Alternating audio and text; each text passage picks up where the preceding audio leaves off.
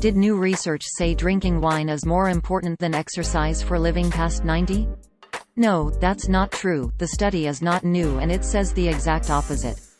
But an article making the claim recently went viral, the latest in a long line of stories incorrectly reporting on the study.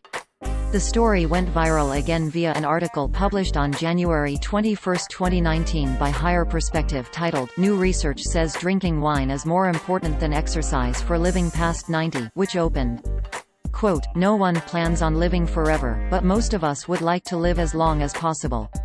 The idea of adding more candles to the birthday cake every year sounds amazing. We're here with some good news. You might actually be able to do so with a glass of wine." Scientists have tried to find the secret to longer life throughout the years, but a 2003 study in particular was named the 90-plus study. This study focused on the oldest of the old to figure out what has kept them going for so long.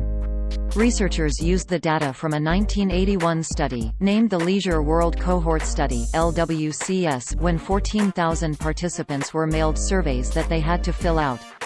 End quote. Call us old-fashioned, but a 2003 study with 1981 data can hardly be called new, in our opinion.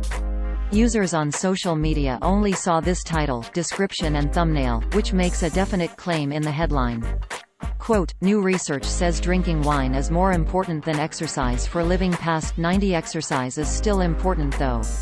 End quote. It then goes on to quote the researchers as saying, quote, "Using data from our 1981 survey, people who consumed 1 to 2 glasses of beer, wine, or liquor per day had 9 to 15% lower likelihood of dying compared to those who abstained from all forms of drink. Participants who exercised 15 to 45 minutes a day in 1981 cut the same risk of mortality by 15 to 35%." End quote. In other words, the people who exercised had less risk of dying compared to the people who didn't drink. The exact opposite of what the headline of the article promised. The actual study can be found here. The major findings were summarized as, quote, "People who drank moderate amounts of alcohol or coffee lived longer than those who abstained.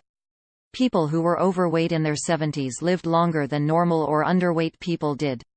Over 40% of people aged 90 and older suffer from dementia while almost 80% are disabled. Both are more common in women than men.